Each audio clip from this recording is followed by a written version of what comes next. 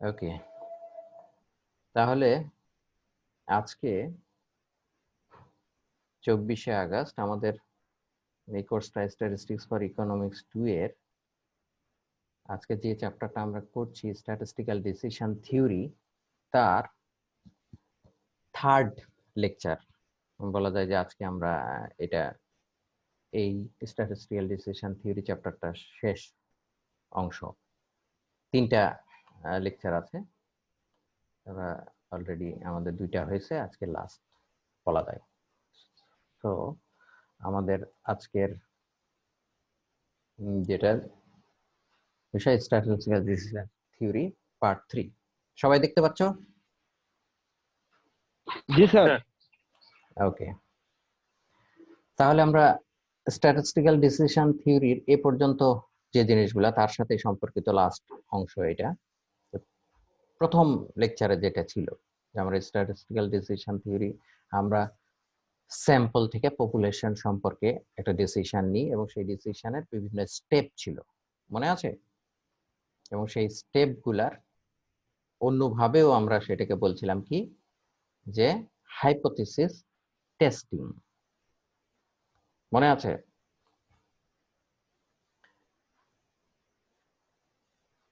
Hypothesis testing, ঠিক আছে?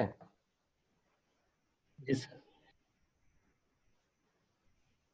ওই এখন আসলে বেসিক্যালি আমরা যাব যে টেস্টগুলা, আমরা হাইপোথিসিস টেস্টিং বলছি, তাহলে আমরা বিভিন্ন ধরনের টেস্ট পপুলেশনের সম্পর্কে এবং পপুলেশনের যে যে জিনিসগুলা বিভিন্ন জিনিসের আমরা টেস্ট করতে পারি। যেমন প্রথম যে টেস্টটা সেটা আমরা বলছি মিনের সম্পর্কে, গড়।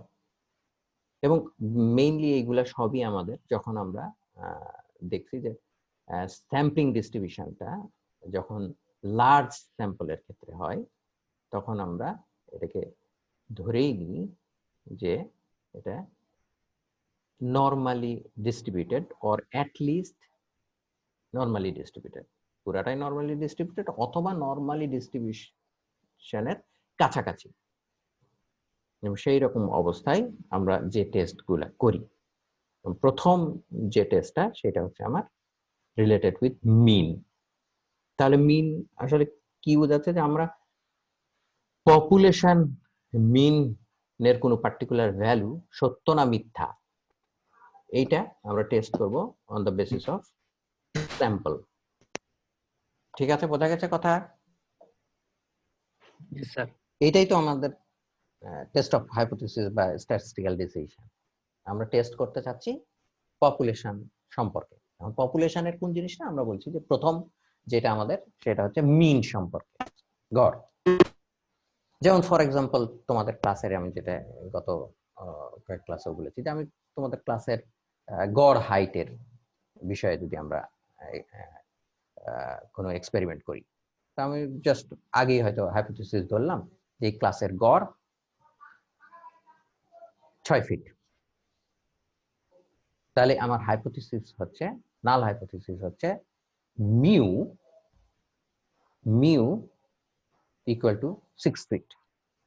এখন এই হাইপোথিসিসটা ট্রু না ফলস, এটা আমি on the basis of some sample তোমাদের থেকে হয়তো 30টা বা 35টা ছাত্র নিয়ে তাদের গড়, তাদের হাইট মাপে আমি যেটা পাবো সেটার বেসিসে ডিসিশন নিব, এবং সেটাই আমরা বলছি হাইপোথিসিস টেস্ট। ঠিক আছে? এবং সেটা কিভাবে করব, তাহলে এ পর্যন্ত বোঝা গেছে?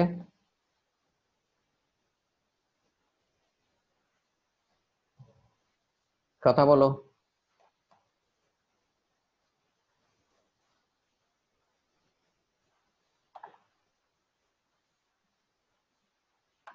বোঝা গেছে? জি স্যার, বুঝতে পারছি। গুড। খালি একজনই বললো, যে বাকিরা কই?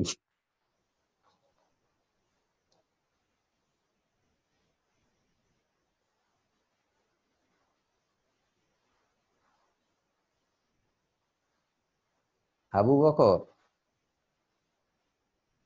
জি স্যার। কি ব্যাপার, বুঝতে পারছো? স্যার এটা একটু সমস্যা। হ্যাঁ, ওয়ান নাম্বার। সমস্যা হচ্ছে যে কারণ হচ্ছে তুমি আগের ক্লাসে প্রথম ক্লাসটার জিনিস এইটা। আগের প্রথম ক্লাসে কি বলা হয়েছিল যে আমাদের স্ট্যাটিস্টিক্যাল ডিসিশন থিওরি এটা, এবং স্ট্যাটিস্টিক্যাল ডিসিশনটাই কি আমরা কি করছি যে হাইপোথিসিস টেস্টিং করছি, এবং হাইপোথিসিস টেস্টিং এর জন্য আমার কতগুলা স্টেপ ছিল মনে আছে? 6টা স্যার স্টেপ। হ্যাঁ, কি কি ছিল?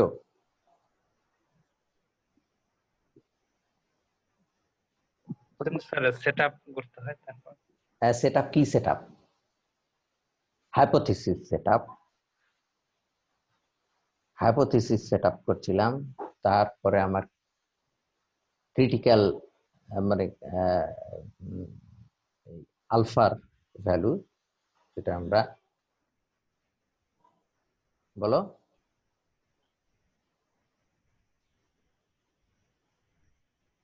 আবু বকর।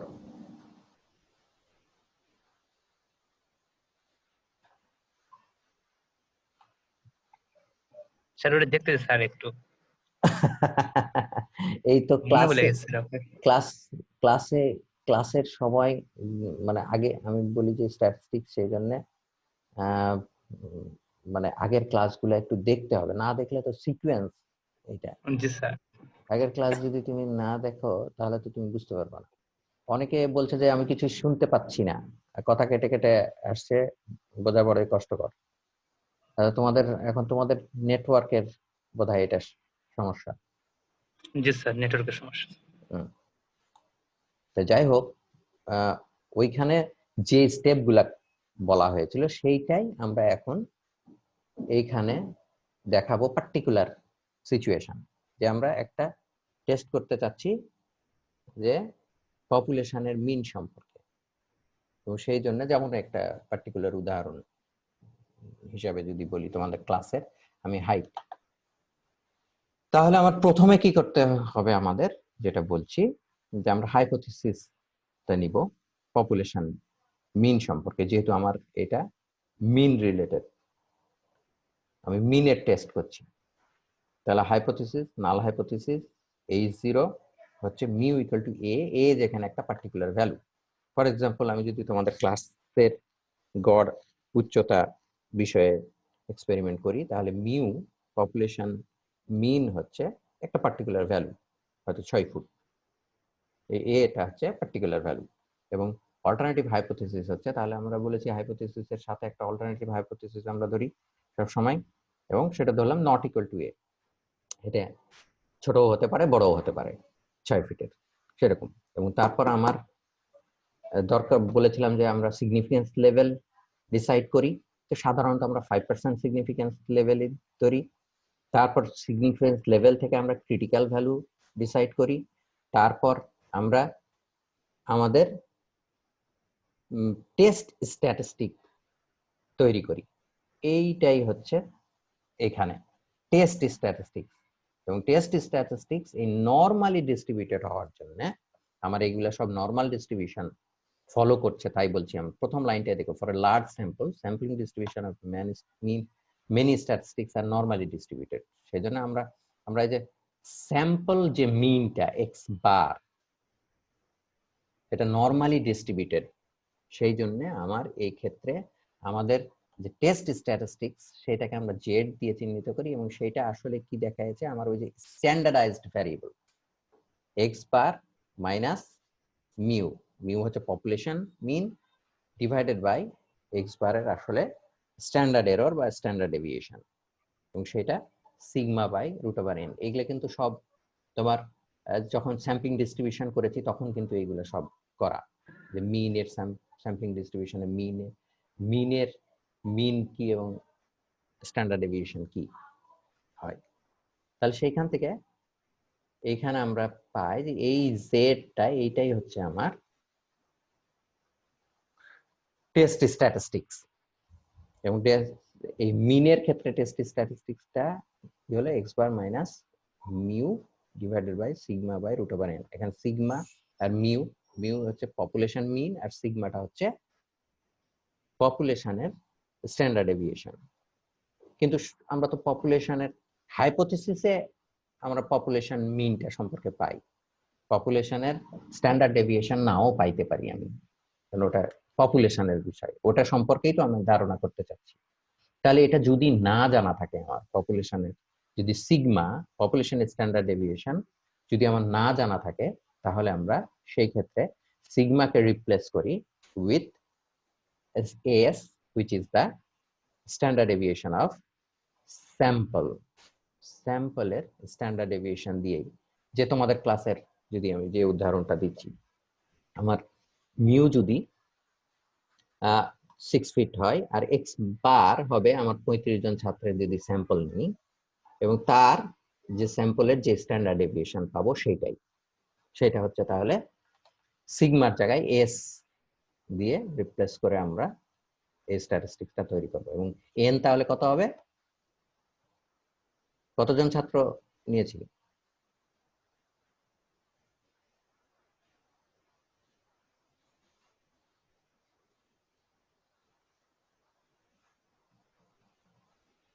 কেউ বলো, এন কি? এন হচ্ছে স্যাম্পল সাইজ।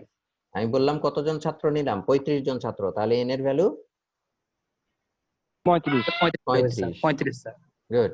তাহলে জেড, এই যে এইটা হচ্ছে আমার টেস্ট স্ট্যাটিস্টিক, এইটার উপর বেসিস করে এখন আমি বলেছিলাম কি, যে ক্রিটিক্যাল ভ্যালু থেকে, মানে যে লেভেল অফ সিগনিফিকেন্স থেকে যে ক্রিটিক্যাল ভ্যালু বের করেছি, সেইখান থেকে আমরা ডিসাইড করব, ডিসিশন নিব যে ওয়েদার আমার হাইপোথিসিসটা ট্রু না ফলস। এখন এই জেডটা কি স্ট্যান্ডার্ডাইজড ভ্যারিয়েবল, এবং লাস্ট ক্লাসেও কিন্তু আমরা এটার মিনের ক্ষেত্রে 95% কনফিডেন্স ইন্টারভাল যখন করেছি, তখন তোমরা দেখেছো কত জেড এর টেবিল ভ্যালু কত পাওয়া গেল, যে টু টেইল টেস্টের ক্ষেত্রে -1.96 আর এইদিকে +1.96, এই দুইটা তাহলে আমার ক্রিটিক্যাল ভ্যালু, 5% সিগনিফিকেন্স লেভেল। এবং এটা কিন্তু অলরেডি আগের ক্লাসেই এই জিনিসগুলো করা হয়েছে। তাহলে ওই বিষয়টাই, তাহলে as indicated in figure value, figure থেকে আমরা পাচ্ছি যে 95% কনফিডেন্ট আমরা এই মাঝখানের 95% কনফিডেন্ট, কারণ 5% সিগনিফিকেন্ট লেভেল আমার, মানে 5% আমি ভুল ধরতে পারি, টাইপ 1 এরর, এগুলা সব আগের ক্লাসে ডিসকাস করা। তাহলে জেড স্কোর আমি যেটা এখন ক্যালকুলেট করব আমার টেস্ট স্ট্যাটিস্টিক্স থেকে, সেইটা যদি if it will lie between -1.96 এবং +1.96 এই এরিয়ার ভিতর, তাহলে আমার এটা কি অ্যাকসেপ্টেড রিজন, কনফিডেন্ট যে আমার হাইপোথিসিসটা ট্রু।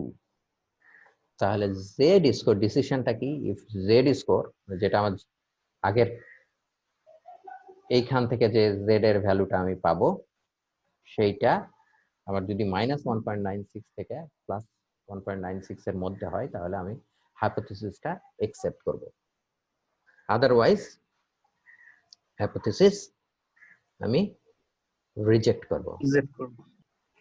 ঠিক আছে?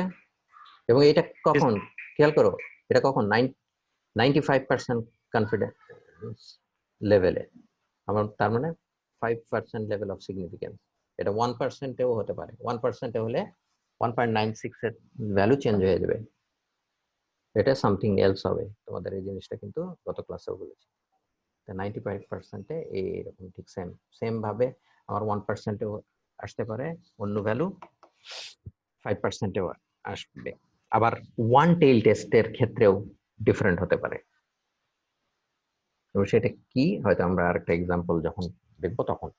তাহলে এইভাবে আমরা টেস্টটা করি। আর আদারওয়াইজ যদি এই 1.96 -1.96 অথবা এই +1.96 এর বাইরে, এই সাইডে লেফট হ্যান্ড সাইডের এই দিকে কোথাও, আর যদি রাইট হ্যান্ড সাইডের এই দিকে কোথাও যদি আমার জেড এর স্কোর পাই, মনে করে সামওয়্যার, হ্যাঁ সামওয়্যার এইখানে মনে করো -1.96 এখানে পাইলাম আমি -2 পয়েন্ট সামথিং, 2.1, তার মানে এই জায়গায় কোথাও ভ্যালুটা, তাহলে আমার সেটা হাইপোথিসিস কি হবে, রিজেক্টেড হবে, কারণ এটা রিজেকশন জেনে গেছে। ঠিক সেম ভাবে এখানে যদি আইদার পজিটিভের দিকে থাকতো, আমি পজিটিভের দিকে কোথাও হয়তো এই জায়গায় ভ্যালুটা পেলাম যে 2.4, এটা কথার কথা, তাহলেও আমার হাইপোথিসিসটা রিজেক্ট হতো। এর ভিতরে যে কোনো জায়গায় থাকলে আমার হাইপোথিসিস অ্যাকসেপ্টেড। ঠিক আছে, জি স্যার। বোঝা গেছে? এইটা কিন্তু বুঝলে বাকি সবগুলা বোঝা যাবে, এবং এই জিনিসটা কিন্তু আগের সাথে সম্পৃক্ত। আগের ক্লাস যদি না বোঝা যায় থাকে বা মনে যদি না থাকে তাহলে একটু কষ্ট হবে। ঠিক আছে, এ জি পর্যন্ত স্যার। বোঝা গেছে? আবু বকর বা অন্য কারো? জি স্যার, বুঝতে পারছি স্যার। সবাই?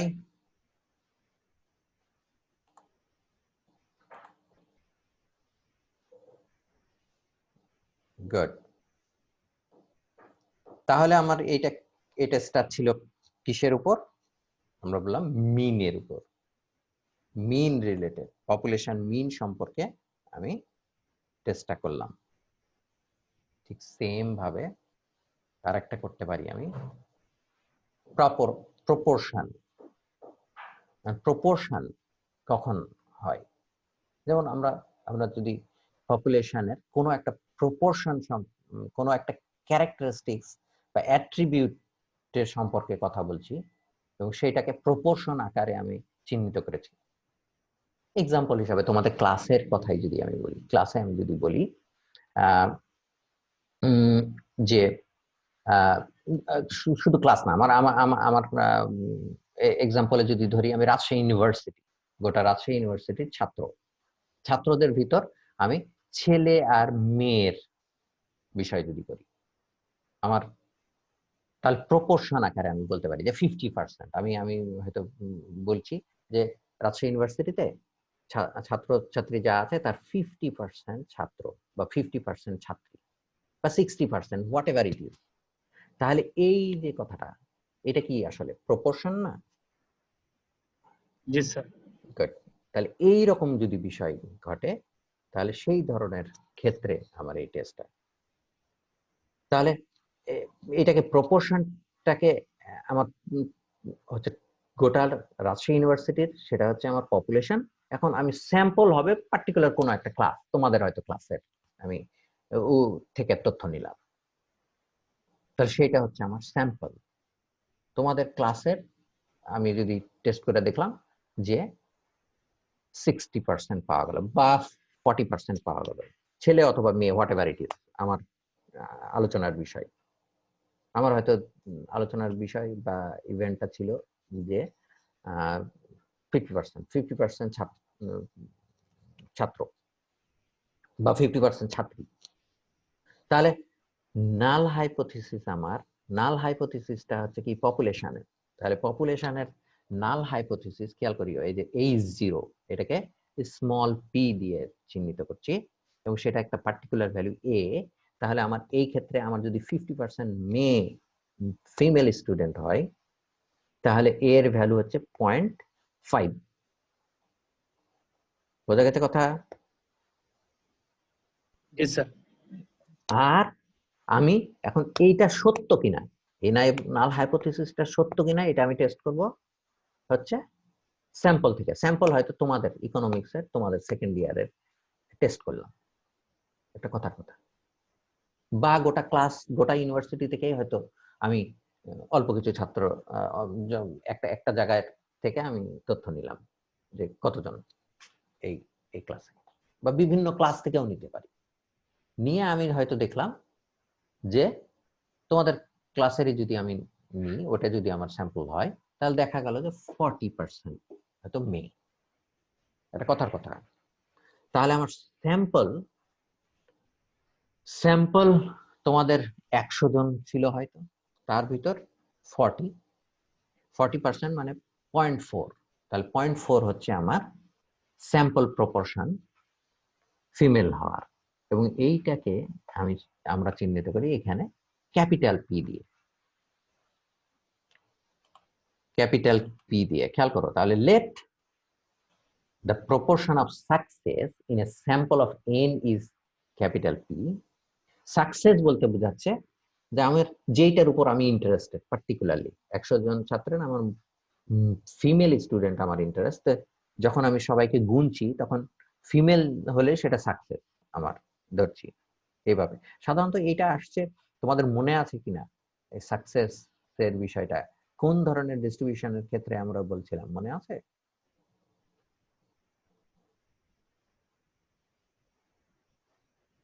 কারো মনে আছে?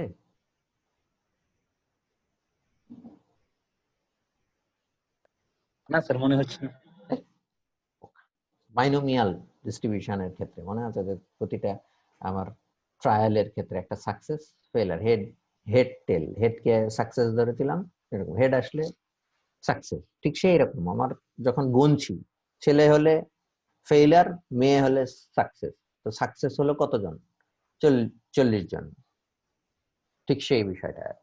এবং সেটাকে প্রপোর্শন আকারে যখন বলছি তখন 0.4, জাস্ট এই এক্সাম্পলে। তাহলে let the proportion of success in a sample of n is p, capital P, then under the given hypothesis of the population proportion, আমার hypothesis, null hypothesis হচ্ছে 80, যেটাকে স্মল p এবং পার্টিকুলার ভ্যালু। তাহলে এই এক্সাম্পলে আমার particular value আমি বললাম কি 0.6। আর সব সময় আমরা অল্টারনেটিভ হাইপোথিসিস ধরলাম আমি নট ইকুয়াল টু a, যেদিকে টু টেইল টেস্ট করলাম। এবং ঠিক সেম আদলে আগের মতন আমার জেড স্কোর দরকার, এবং সেটা আমরা ক্যালকুলেট করি কিভাবে, একটা স্যাম্পল স্ট্যাটিস্টিক্স। এবং এই ক্ষেত্রেও স্যাম্পল স্ট্যাটিস্টিক্স ওই একই টাইপের। কি হচ্ছে যে এইখানে হচ্ছে যেটা টেস্ট করব সেটা মাইনাস তার মিন ডিভাইডেড বাই তার স্ট্যান্ডার্ড এরর। এবং এই ক্ষেত্রে এই প্রপোর্শনের ক্ষেত্রে এই বিষয়টা ঘটে, পি হচ্ছে স্যাম্পল প্রপোর্শন, পপুলেশন প্রপোর্শন যেটা হাইপোথিসিস সেইটা, এটা p small p divided by তার স্ট্যান্ডার্ড এরর। আমরা ক্যালকুলেট করলে এগুলো আমরা পাই পি কিউ বাই এন।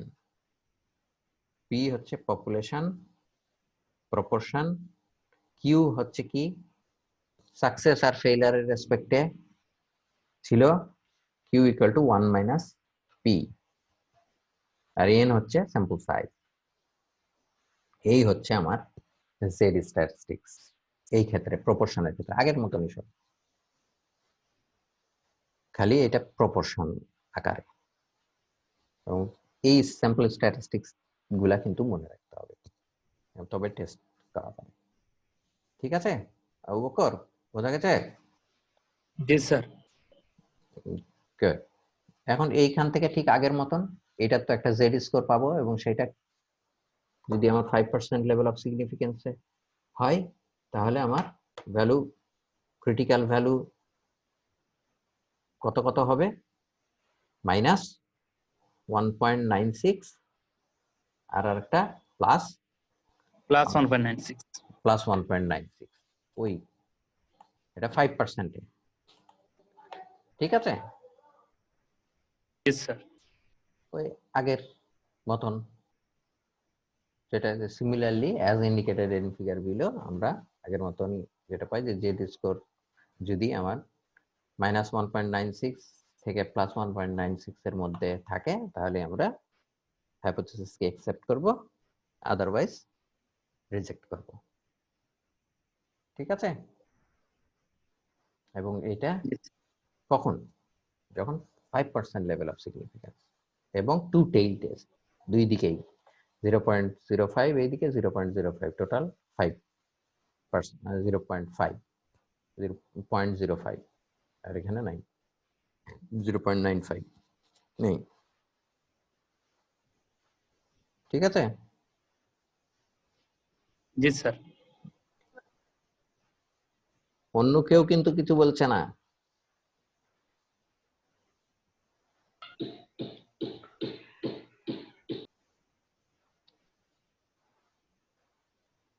বাকি সবার কি অবস্থা, বোঝা যাচ্ছে? স্যার কে গোলাম আজম?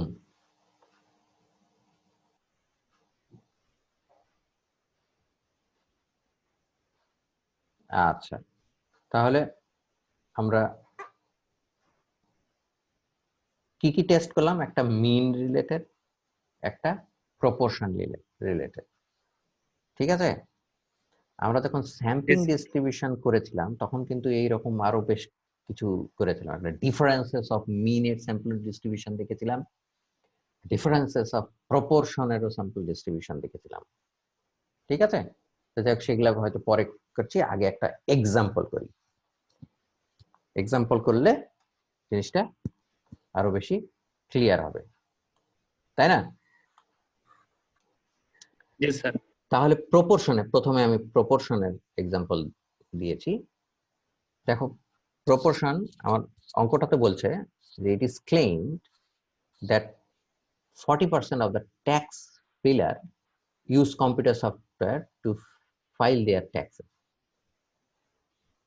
আর এটা হয়তো মনে কর বাংলাদেশের রেভিনিউ বোর্ড, হ্যাঁ, তারা হিসাব করে দেখেছে যে তারা ক্লেম করছে যে 40% ট্যাক্স ফিলার, যারা ট্যাক্স প্রদান করছে, মানে ট্যাক্স জমা দিচ্ছে, ট্যাক্স রিটার্ন, তাদের ভিতর 40% কম্পিউটার সফটওয়্যার ইউজ করে তাদের ফাইল জমা দিচ্ছে, অনলাইনে হয়তো, কথার কথা।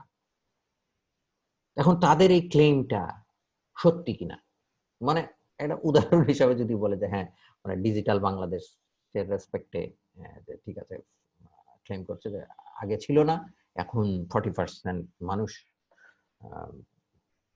অনলাইনে তাদের কার্যক্রম পরিচালিত করছে এবং তারা ক্লেম করছে।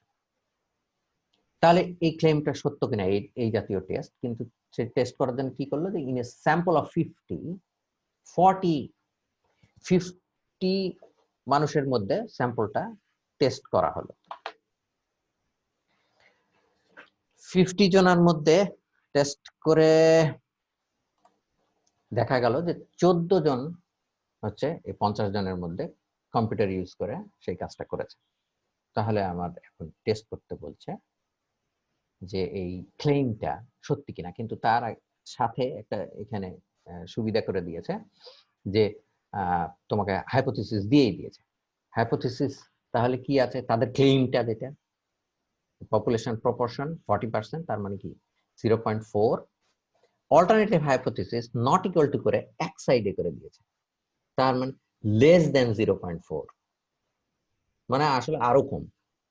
বুঝাচ্ছে যে না, ওরা ক্লেম করেছে 40%, আসলে 40% না, আরো কম হবে।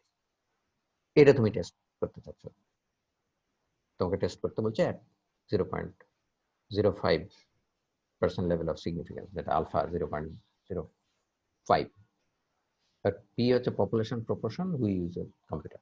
ঠিক আছে, বোঝা গেছে কথা? অঙ্কটা বোঝা গেছে? Yes, sir. Yes, sir. Good.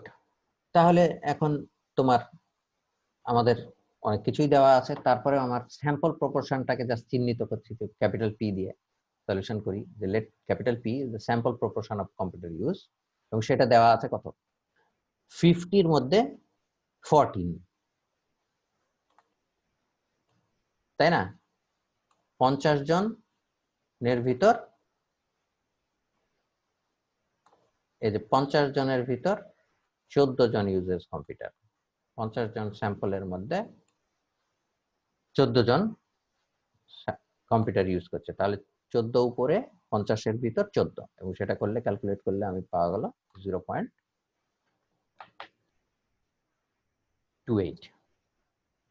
এখন হাইপোথিসিস তোমার দেওয়াই আছে, হাইপোথিসিস হচ্ছে স্মল পি 0.4, অল্টারনেটিভ হাইপোথিসিস হচ্ছে লেস দেন 0.4, তার মানে কি আমার এটা লেফট টেইল টেস্ট, এক সাইডে শুধু ওয়ান টেইল টেস্ট, ওয়ান টেইলটা কোন দিকে, লেফটে, 0.4 এর কম, এটা তো পরে আসছে।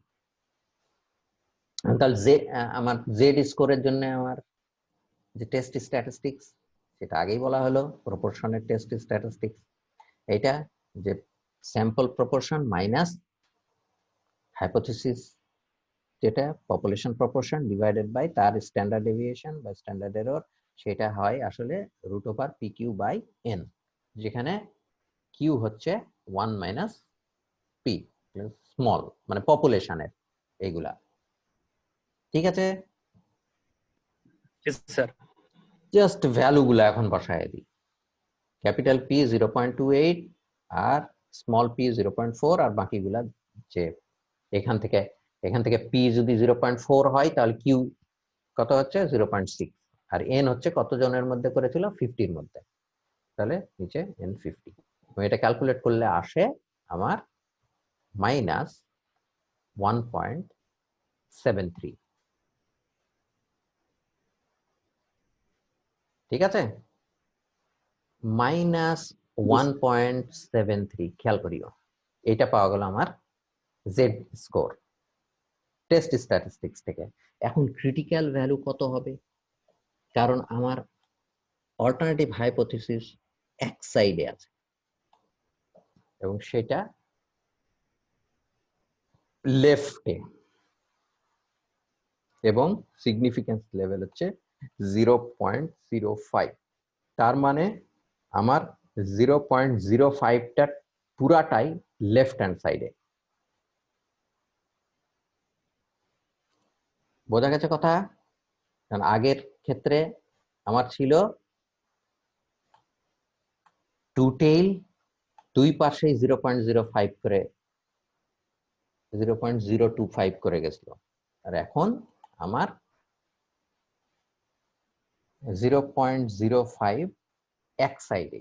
ওয়ান টেইল টেস্ট আর টু টেইল টেস্ট আমরা কিন্তু গত ক্লাসে আলোচনা করেছি এবং জি স্যার। সেই রেসপেক্টেই আমার এখন যদি দেখি তাহলে এই যে আমার ক্রিটিক্যাল ভ্যালুটা, তাহলে আমার এই যে এই আলফা, আমি হচ্ছে এই যে আলফা 0.05 পুরাটাই আমার লেফট হ্যান্ড সাইডে, এই পুরা এরিয়াটা।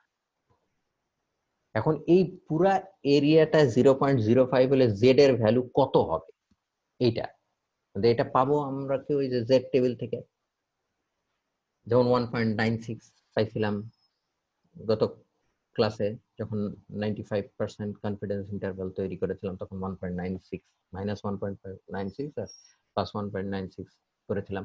সেই রকম এইখানে ভ্যালু পাওয়া যাবে। দেখা যাচ্ছে অলরেডি জেড ইকুয়াল টু -1.64, কিন্তু কিভাবে আসলো এটা যদি চিন্তা করি, দেখো এই এই কার্ভটার এই এরিয়াটা টোটাল কত? 1 1। গুড। 1 এর ভিতরে এই মাঝখানটা হচ্ছে এই পোর্শনটা কত? 0.5 স্যার, হাফ হাফ। 0.5। গুড। বাকিটা এই দিক থাকলো 0.5। 0.5 এর ভিতর আমার এই যে 0.05টা হচ্ছে এই অংশটুকু, তাই তো? তাহলে বাকি এই অংশটুকুর এরিয়া থাকছে আমার 0.45, তাই তো? এটা হচ্ছে 0.45, 0.45 এর সাথে 5 যোগ দিলেই 0.5 হবে টোটাল এরিয়া। বোঝা গেছে কথা? স্যার তাহলে এখন এই 0.45 এরিয়ার রেসপেক্টে জেড এর ভ্যালুটা কত, সেইটা আমার টেবিল ভ্যালুতে দেখতে হবে। এবং সেইটা যদি আমি দেখতে যাই তাহলে আমার,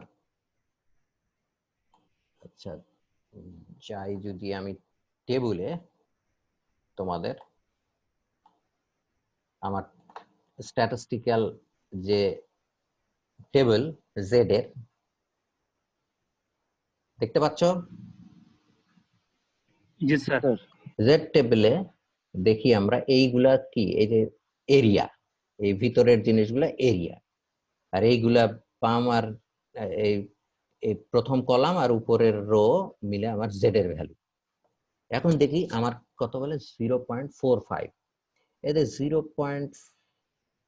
4495 এইটা হচ্ছে কাছাকাছি ভ্যালু একমাত্র পাওয়া যাচ্ছে আমার এইখানে 4495 দেখতে পাচ্ছ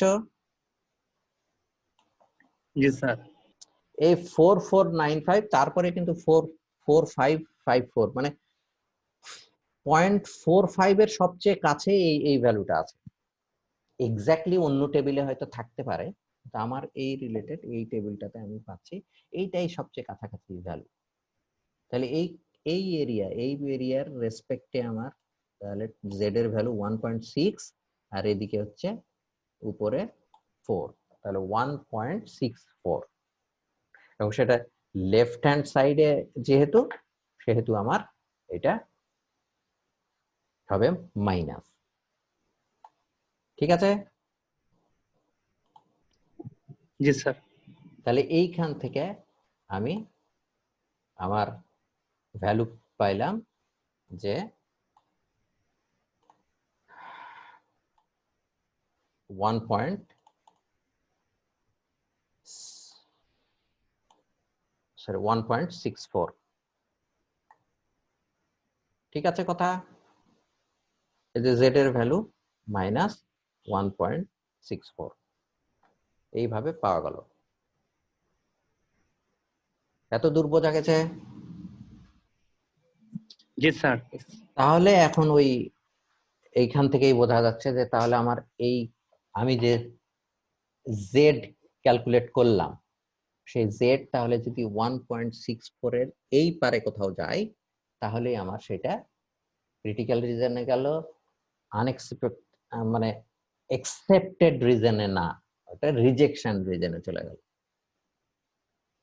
তাহলে জেড এর ভ্যালু যদি লেস দেন 1.64 হয় এখন লেস দেন কেন বললো যে মাইনাস থাকার জন্য 1.65 হচ্ছে জেড 1.64 এর থেকে ছোট মাইনাসের দিকে সেই কারণ তাহলে জেড যদি মাইনাস 1.64 হয় তাহলে আমরা হাইপোথিসিসকে রিজেক্ট করব আদারওয়াইজ অ্যাকসেপ্ট করব এবং এইখানে দেখা যাচ্ছে কি আমার জেড স্কোর কতবার আছে 1.73 তাহলে 1.73 1.64 এর বেশি 1.73 এই জায়গায় কোথাও আছে তাই না 1.73 এইখানে কোথাও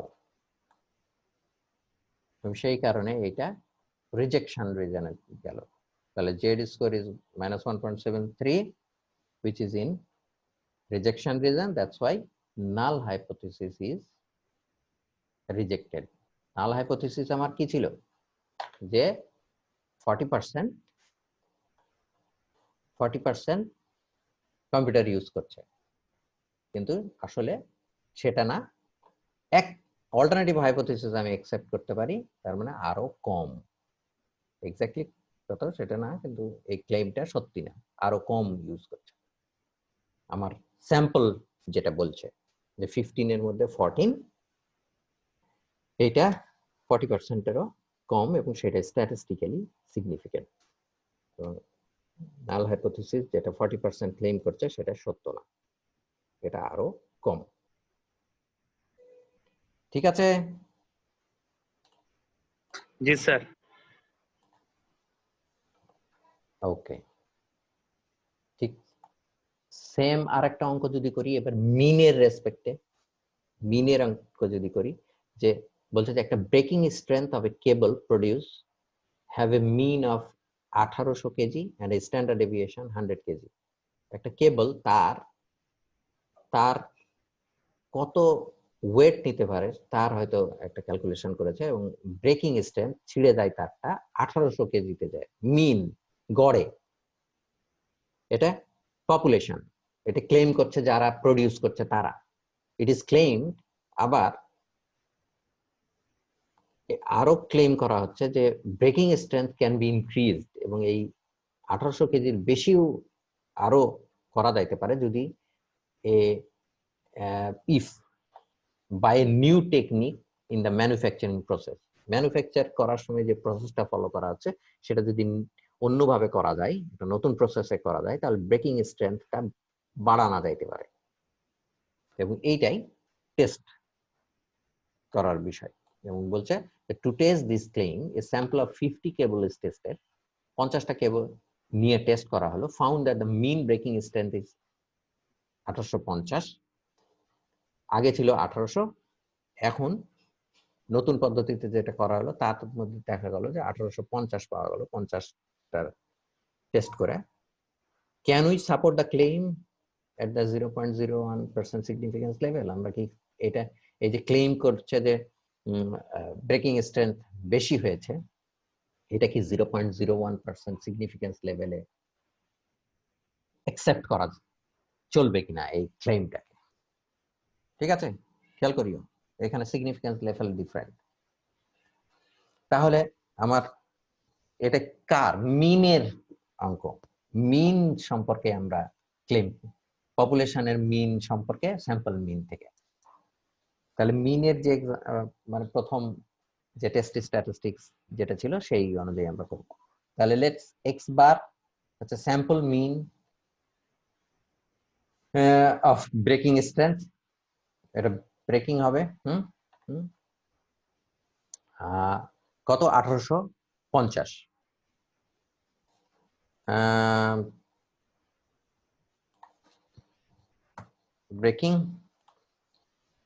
ব্রেকিং স্ট্রেংথ। ঠিক আছে, স্যাম্পলের ক্ষেত্রে এক্স বার, এবং সেটা কত পরেরটার ক্ষেত্রে নিউ টেকনিক অবলম্বন করে স্যাম্পল এটা নেওয়া হয়েছে 1850 কেজি পাওয়া গেল। আর পপুলেশন আগেকার যেটা সেইটা আমার হচ্ছে কত 1800 কেজি ব্রেকিং স্ট্রেংথ। তাহলে ওইটার মিউ, সিগমা হচ্ছে পপুলেশন স্ট্যান্ডার্ড ডেভিয়েশন, যেটা 100 কেজি অলরেডি দেওয়াই আছে আমার, আর স্যাম্পল সাইজ এন হচ্ছে 50। তাহলে কোশ্চিন অনুযায়ী আমার হাইপোথিসিসটা হচ্ছে যে ঠিক আছে, নো চেঞ্জ, ব্রেকিং স্ট্রেংথের কোনো চেঞ্জ ঘটেনি, তার মানে আগেরটাই পপুলেশনের মিন বা আগের ক্ষেত্রে যেটা ছিল মিউ ইকুয়াল টু, এখানে আসলে মিউ হওয়া উচিত মিউ হচ্ছে আমার 1800 কেজি, আর অল্টারনেটিভ হাইপোথিসিস হচ্ছে আমার বলছে যে এটা ইনক্রিজ করা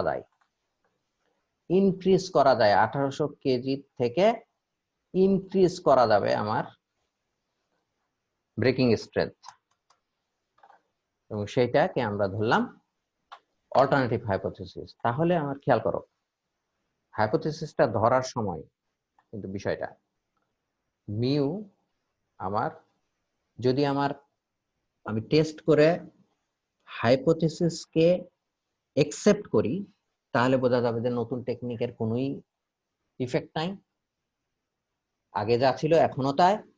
কিন্তু যদি নাল হাইপোথিসিসকে রিজেক্ট করি তাহলে আমার alternative hypothesis accepted. Alternative hypothesis হচ্ছে কি 1800 কেজির বেশি, তার মানে ক্লেইমটা সত্য। বোঝা গেছে কথা? অল্টারনেটিভ হাইপোথিসিসটা ওইভাবে ধরলাম, এবং এই জিনিসগুলাই কিন্তু বোঝার বিষয়। এবং সেই কারণে তখন এইখানে এই অল্টারনেটিভ হাইপোথিসিস এরকম ধরার কারণেই আমার কি অনেক কিছুই কিন্তু চেঞ্জ হয়ে যাচ্ছে।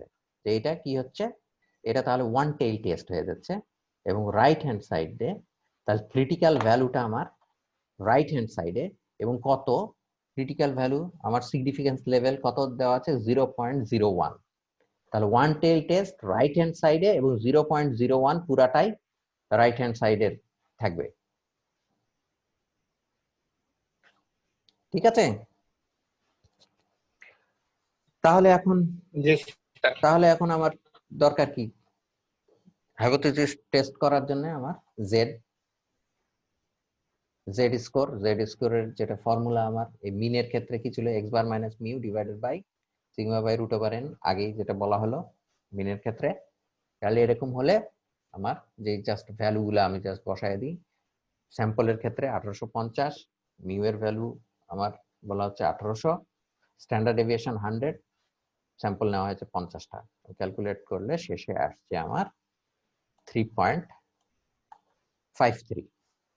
তাহলে from the standard normal distribution we find that the 0.01 significance level z হচ্ছে 2.33। এখন এইটা ঠিক আগের মতন পদ্ধতিতে আসতেছে। কিভাবে 2.33 আসলো? ঠিক আগের মতন আমরা এইখানে রাইট টেইল টেস্ট, এটা এবং রাইট টেইল টেস্ট হওয়ার জন্য 0.01টা এই রাইট হ্যান্ড সাইডে সব ঠিক আগের মতন। আমার আগের মতন এই পুরা এরিয়াটা হচ্ছে 1 হলে এই অর্ধেক হচ্ছে 0.5, তাহলে বাকি অর্ধেক 0.5 এর মধ্যে আমার 0.01 এই সাইডে, তাহলে বাকি এইটা কত থাকলো 0.49। 0.49 হচ্ছে আমার এই এরিয়াটা। 0.49 যে আমার ক্রিটিক্যাল ভ্যালু কত হবে, এই জেড এর ভ্যালুটা কত হবে সেইটা আমরা জেড টেবিল থেকে দেখতে পাই। এবং জেড টেবিলে যদি আমি যাই তাহলে আগের মতন জেড টেবিলে যদি যাই তাহলে কত 0.49 যদি দেখি 0.4901 এইটা হচ্ছে কাছাকাছি 0.4901, এইদিকে 4898 আর এদিকে 4 পর্যন্ত চলে গেছে, তাহলে এটাই সবচেয়ে কাছাকাছি 0.49। এবং সেই ভ্যালুটা কত, এইদিকে 2.3 আর এইদিকে হচ্ছে 3, তাহলে 2.33 পজিটিভের দিকে। বোঝা গেছে কথা? জি স্যার। গুড। তাহলে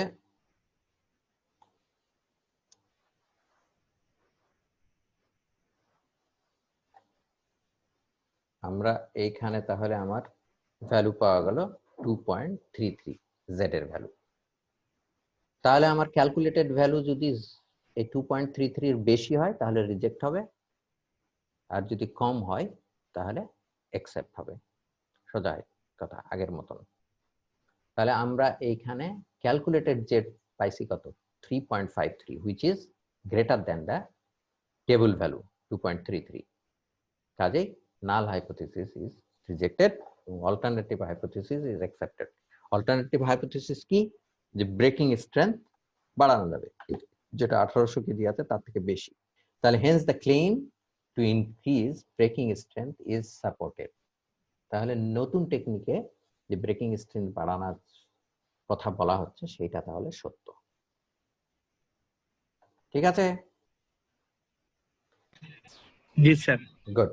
ঠিক সেম আদলে আমরা আরো দুই রকম টেস্ট করতে পারি, একটা হচ্ছে ডিফারেন্সেস অফ মিন, আচ্ছা ডিফারেন্সেস অফ প্রপোর্শন। ঠিক একই আদলে কিন্তু যাব। এবার একটু তাড়াতাড়ি যাই, যে আমরা যদি ডিফারেন্সেস অফ মিন বলতে কি বোঝাচ্ছে, যে দুইটা পপুলেশনের মিনের ভিতর কোনো ডিফারেন্স আছে কিনা, দুই পপুলেশনের মিন একই কিনা এরকম। এবং এইগুলা কিন্তু আমরা যদি ধরি যে সাপোজ x1 এবং x2 দুইটা sample mean obtained from a large sample of size n1 and n2 drawn from two population having the mean mu1 and mu2। পপুলেশনের মিন mu1 and mu2, তাদের থেকে n1 n2 স্যাম্পল করে নেওয়া হয়েছে x1 বার এবং x2 বার, এবং standard deviation population আছে sigma 1 sigma 2। we need to test that there is no difference between the population mean। পপুলেশনের মিনের মধ্যে আসলে কোনো ডিফারেন্স আছে কিনা সেটার আসলে টেস্ট, কিন্তু আমরা সবসময় হাইপোথিসিসে নো ডিফারেন্সটা করি। তাহলে দুইটা স্যাম্পলের ভিতর কোনো পপুলেশনের ভিতর কোনো ডিফারেন্স নাই, তার মানে mu1 ইকুয়াল টু mu2, বা অন্যভাবে বলা যেতে পারে mu1 minus mu2 equal to 0। তাদের ভিতর ডিফারেন্স নাই, তাদের ভিতর ডিফারেন্স 0।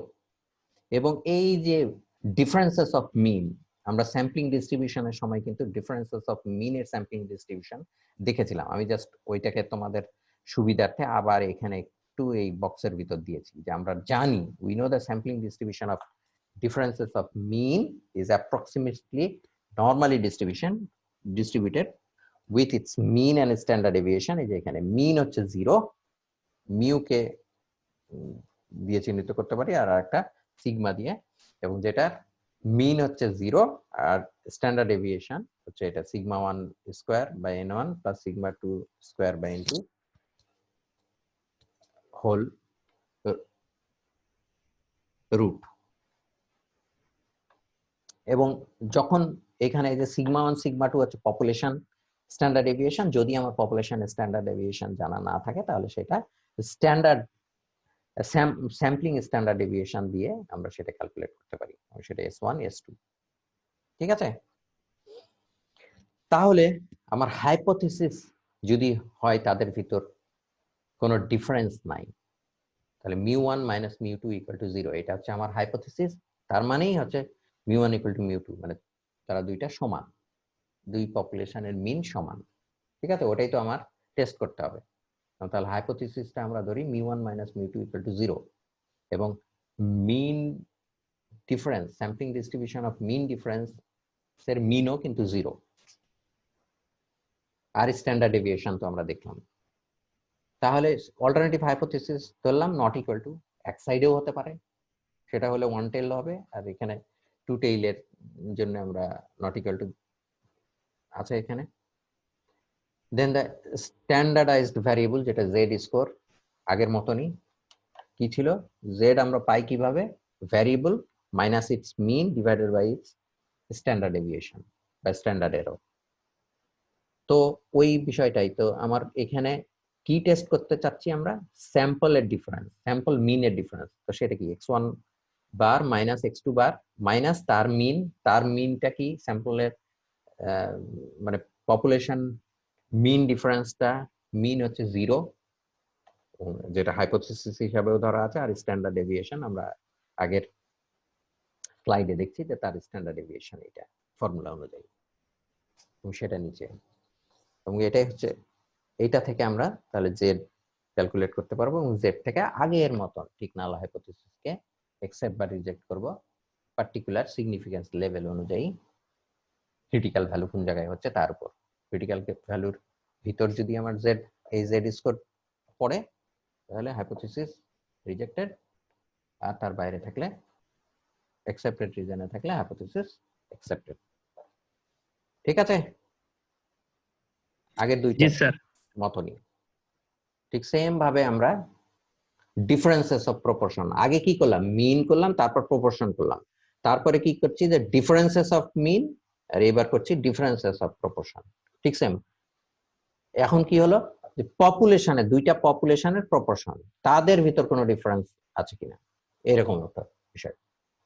তাহলে ঠিক সেম আগের মতন late p1 p2 sample proportion obtained in large sample of size n1 n2 drawn from respective two population having proportion small p1 and small p2।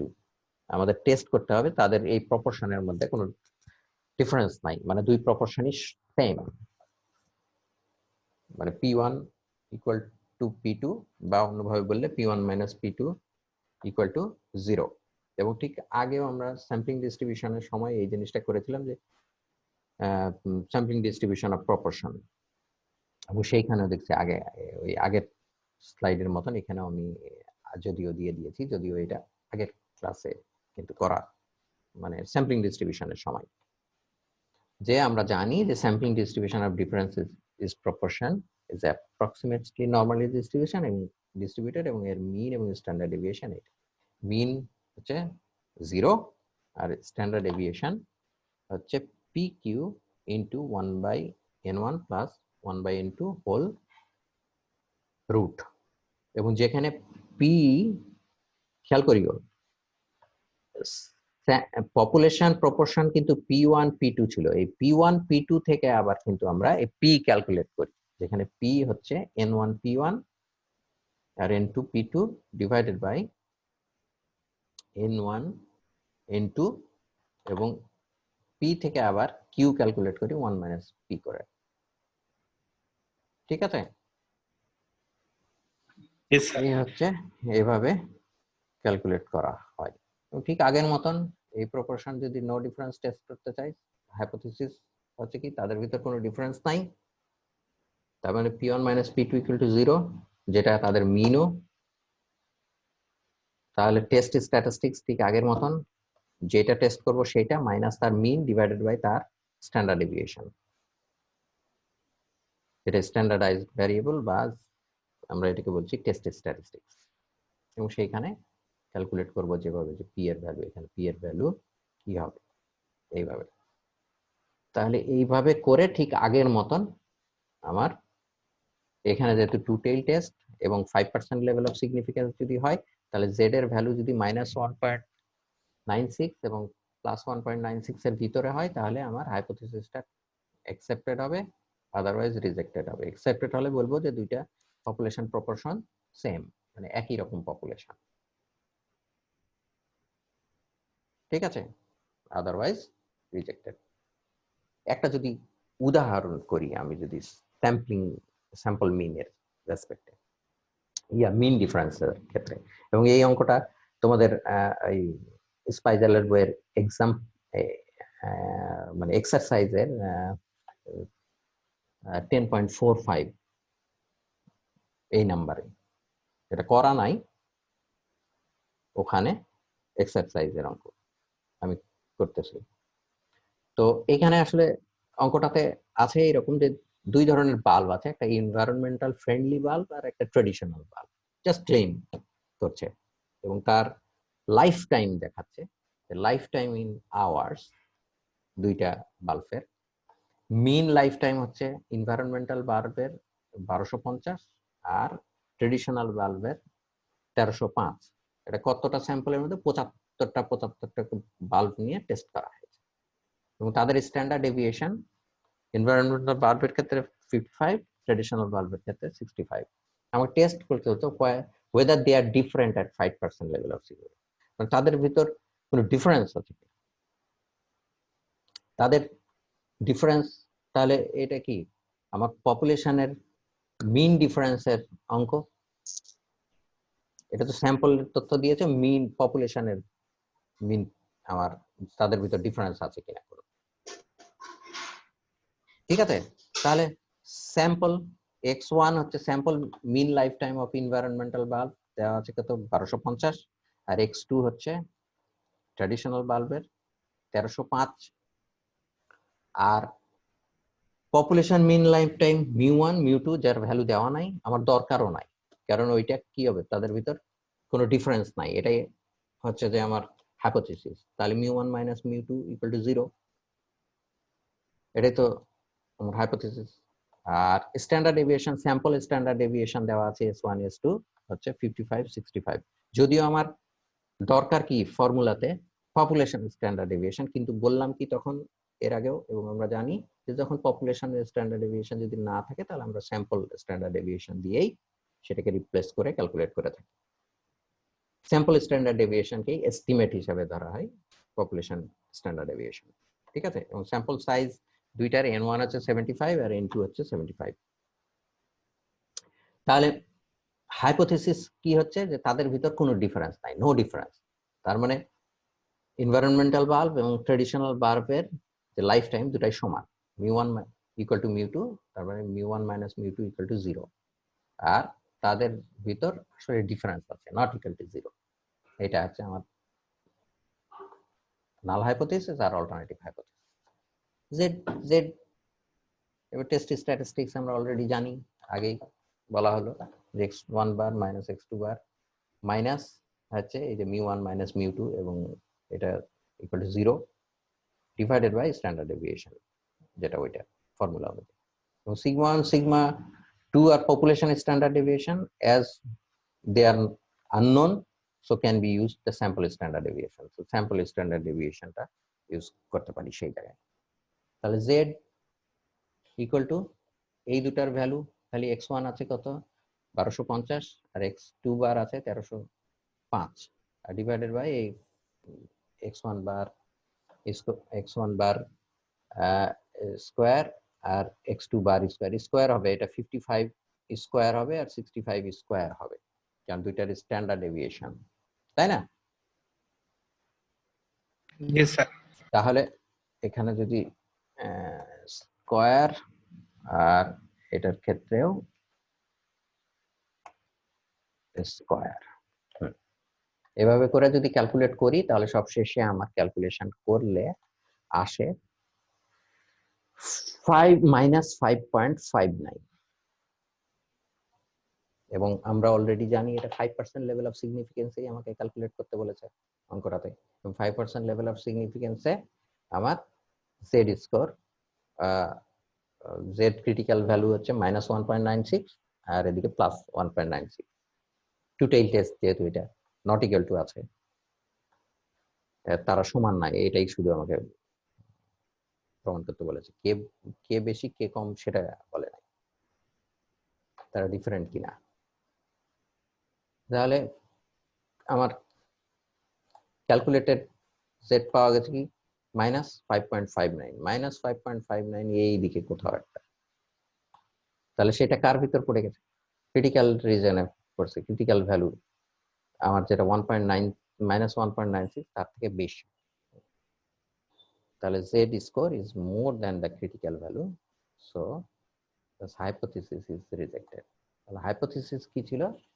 তাদের ভিতর নো ডিফারেন্স, ট্রেডিশনাল আর environmental verb একই নামে ইয়া, কিন্তু আসলে সেটা সত্য নয়। তাহলে আমার কনক্লুশন কি হচ্ছে? The two verb are different, তাদের লাইফ টাইমের রেসপেক্টে তাহলে বোঝা যাচ্ছে যে দুইটা ভার্ব ডিফারেন্ট। ঠিক আছে Abu Bakr, clear?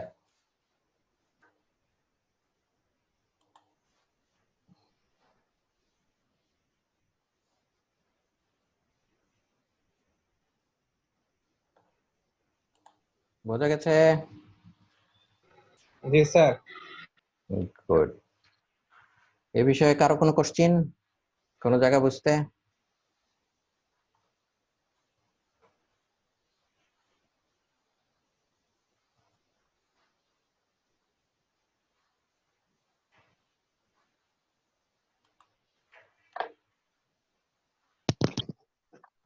Good. Sir হ্যাঁ